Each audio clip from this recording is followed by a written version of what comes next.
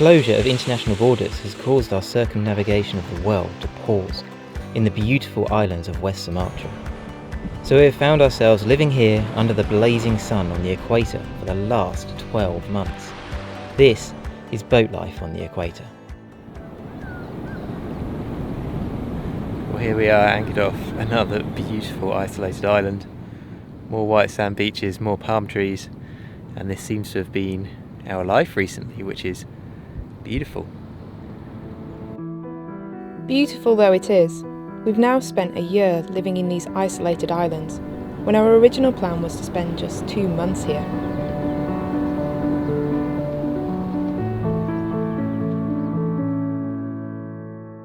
So as we explore this island paradise, we'll share some of the realities of living our isolated lives here on a boat in the heat of the tropics. Just us here and the odd fisherman out from the main island catching fish. Our circumnavigation has taken us to many hot countries around the world, but possibly none more so than here in West Sumatra, Indonesia.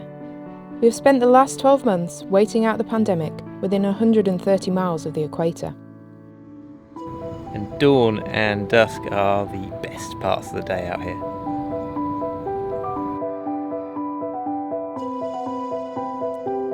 As the sun climbs in the sky this close to the equator, temperatures are high, meaning we spend a lot of time trying to escape the power of the sun.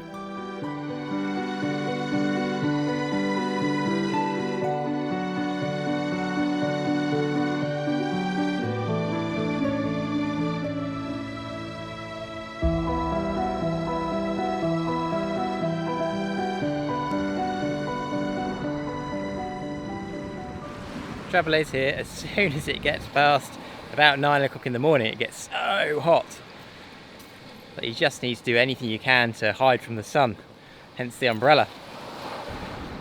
But it's beautiful to be able to just wander around on this island. Beach combing is what we spend quite a lot of our time doing, and there's some beautiful driftwood here, and you never know what you might find washed up on the beach. Well, unfortunately you do know that you're going to find a lot of plastic, but there's normally something more interesting.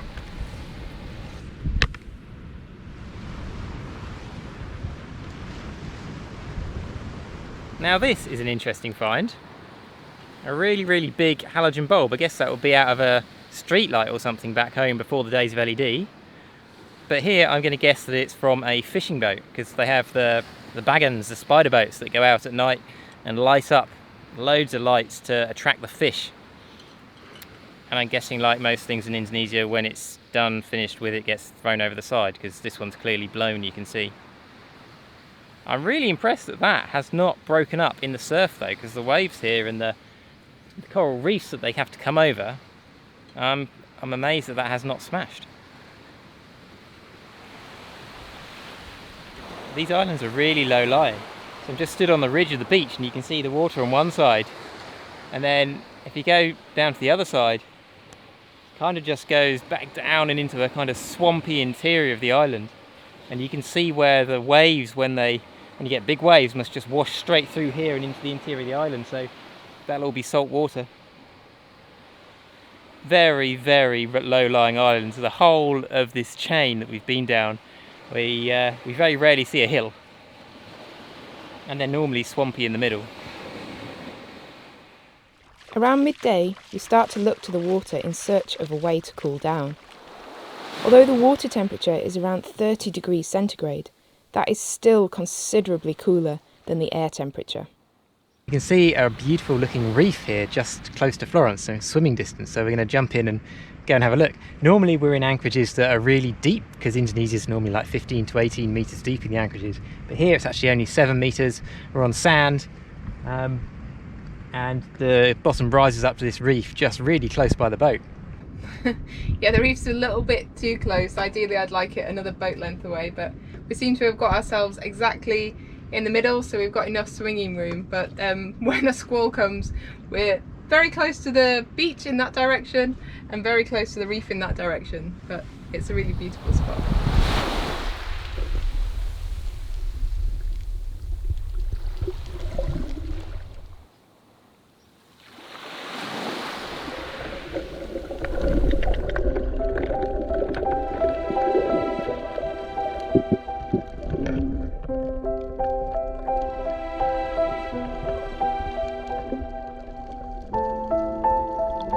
You have to be especially careful to cover up in the water here. If you've ever experienced a sunburnt bottom, you'll understand that it's definitely an experience to be avoided.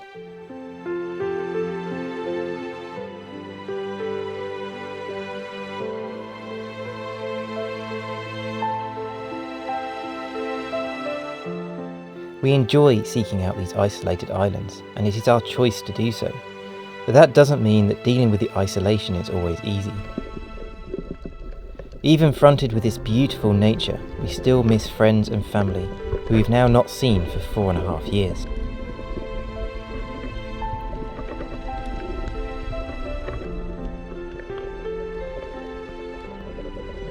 In the past, we countered this with the knowledge that we could get home if we really needed to. But now with the closed borders, like the rest of the world, we can't do that, so that adds to the sense of isolation.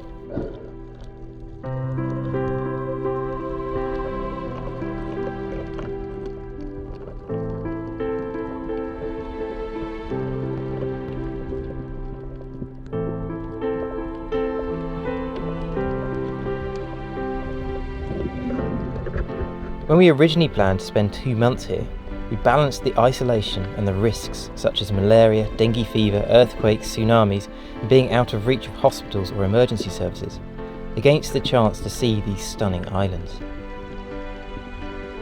Now, being here for 12 months, those risks do prey on our minds, not least how far away from medical treatment we are should one of us become ill. Here we feel to be on the edge of civilization.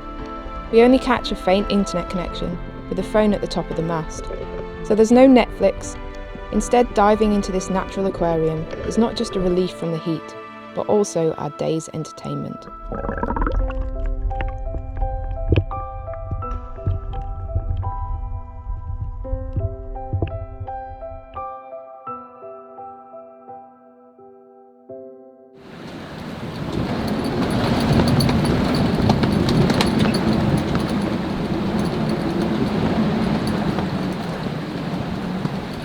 This is a beautiful anchorage, but like all anchorages this close to the equator where you get really squally weather coming in really quickly, we both sat down below just actually planning, provisioning for the ocean passages ahead, but the boat suddenly leant right over and we suddenly skidded sideways around the anchorage to this massive gust, which was just the opening blow from a big squall that's going through. It's pitch black outside, absolutely chucking it down with rain and blowing from sort of 30 to 35 knots.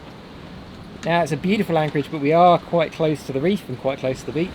Actually the wind's coming straight over that bit of beach now and blowing us out to the reef, towards the reef behind us, but we've got the chart plotter on deck just to check that we're not dragging, and thankfully we're not, but it's always the way, you can never really relax, always something that comes along and means you've got to jump up on deck and do something. You can see from our track here on the chart plotter that we're a little black triangle. We've just been skating back and forth making this red track here.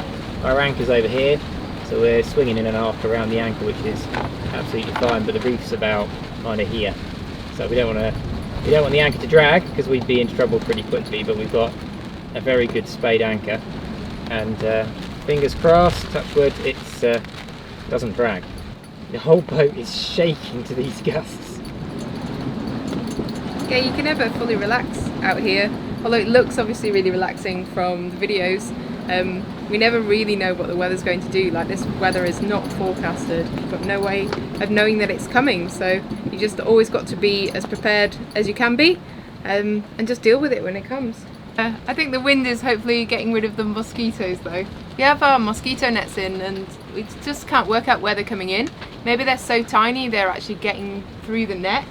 They seem to be attracted to the lights, but they're really, really tiny. And I recently cleaned the ceiling and you can see it's just covered now in black splodges. Mosquito splodges. But they carry malaria, dengue and lots of other lovely stuff around here, so I definitely don't want them in the boat. Well, hopefully the wind's strong enough there's no more going to be able to get to the boat, they get blown straight past. Trouble with being too close to a swamp. Yeah. It's always fun living on a boat. We haven't had rain for a while and we could really do with catching some to drink, but with 30 knots blowing through the rig, really don't want to put the rain catcher up on deck and add any extra windage that could act as a sail and sort of blow us around the anchorage. Thankfully, by morning, the squall had blown itself out, and we were back to equatorial blue sky and light breezes.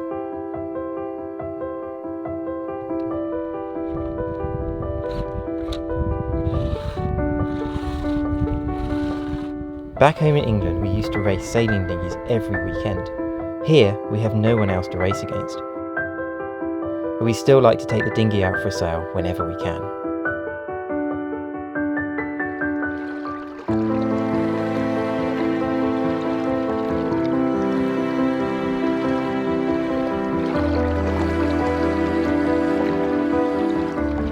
Just out for a bit of a sail, or possibly a bit of a drift in the dinghy.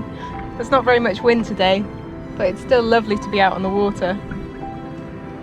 Might have to paddle back to Florence.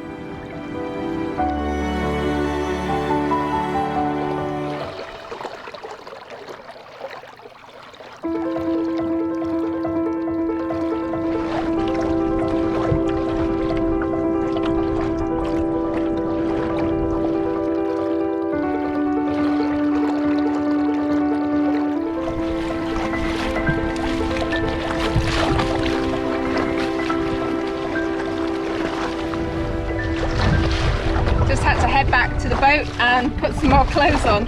It's not very glamorous, but I do find that I can only stand about 10 minutes in the sun here on the equator before I start burning, so I've got to constantly cover up, and even with factor 50 like on the backs of my hands and the backs of my neck, I still find that I burn if I'm in the sun for most of the day. So it's a lot stronger here than it has been in other places that we've been, and we've been on the equator for about a year now, and I'm still not used to the sun.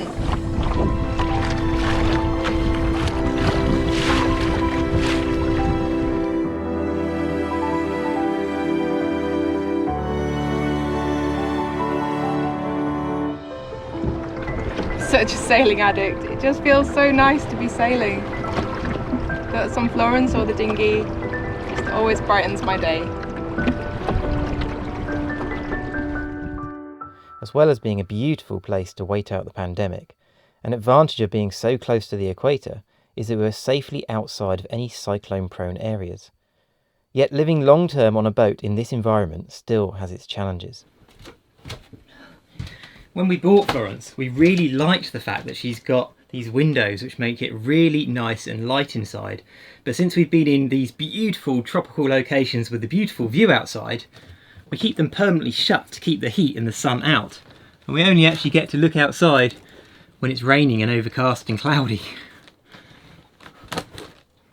Although it's not what we film, this is actually where we spend most of our time during the day, sat in front of a fan, video editing in the shade down below. But we have to turn the fans off when we talk to you because they're so noisy. These fans are brilliant, but they've got a lot of hours on them now. We had 3 and we've now only got 2 that are left working. One of them, the bearings, wore out. But without these fans running, life becomes pretty unbearable down here. You're just sweating even if you're sat doing nothing. So they are running pretty much 100% of the time that we're on board, even through the night. It's pretty disgusting, but even with the fans running, Matt has a sweat towel on the chart table to stop him dripping so much sweat whilst he's editing. At night we move the fans here into the forepeak and we just have them permanently running. We found that it's easier to deal with the noise than it is to deal with the heat of not having them running. But even with the fans running, one of us still quite often moves out into the saloon because it's just too hot and there's not enough airflow in the forepeak. Unfortunately, the bug screens that we need in at night do significantly reduce the amount of airflow that we get going through the boat. It's also impossible to sleep with a cover or anything. We actually threw our duvet away 3 years ago and haven't needed it since. We find the heat harder to live with here than other places we've been because it's coupled with high humidity, so it just means that the sweat doesn't evaporate off of our skin. But enough about sweat. Let's talk about mould instead. In a high humidity of the tropics, mould just grows on every surface and it is a constant battle to keep the boat free of mould. Even with the hatches fully open for the most of the time, we get a lot of mould growing in the interior. And this isn't really a problem that we've had anywhere else in the world.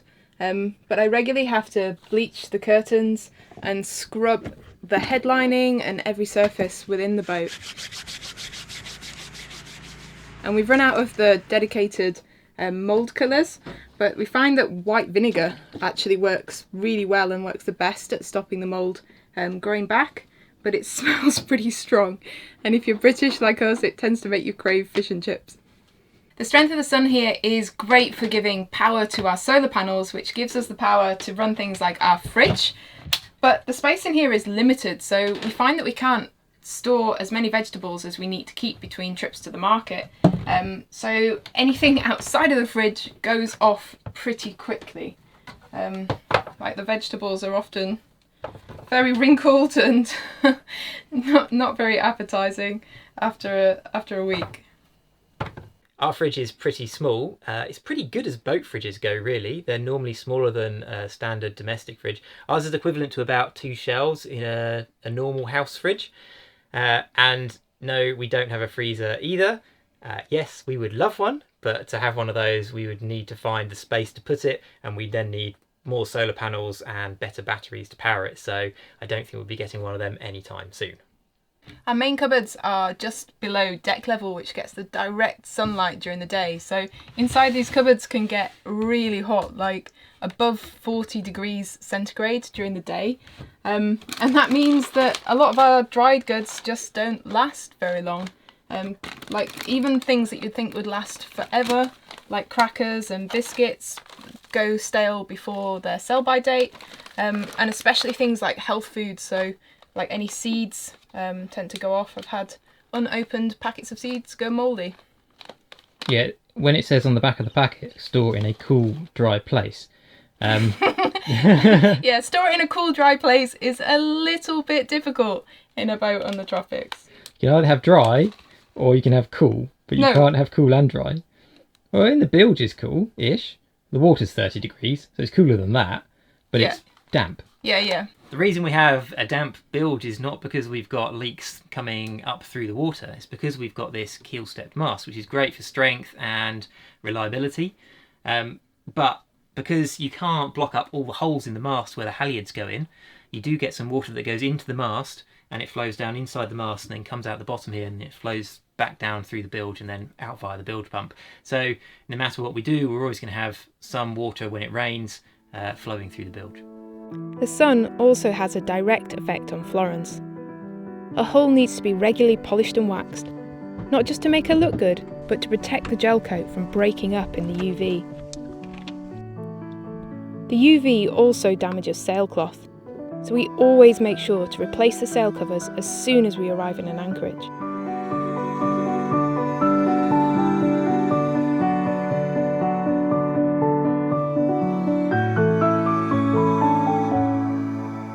We feel very fortunate to be able to wait out the pandemic here in these beautiful islands, but the videos we shared often don't get across how hot and sweaty it is living here. So hopefully this one's giving you a little bit more of an insight into what it's like to live on a boat out here.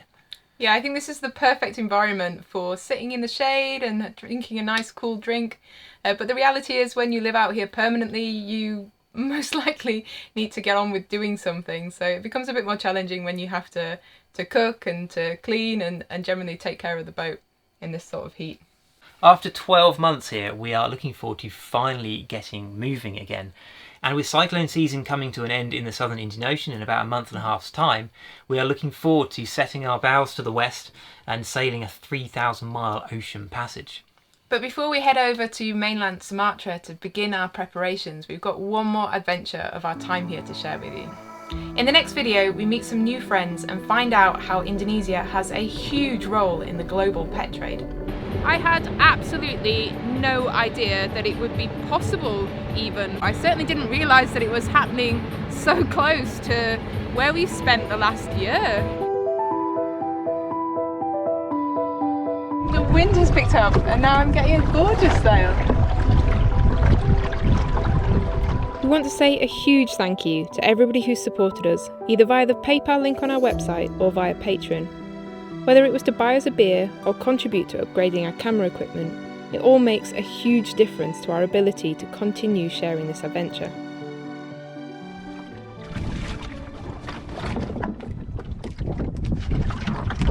Hello, would you like to go? It's beautiful.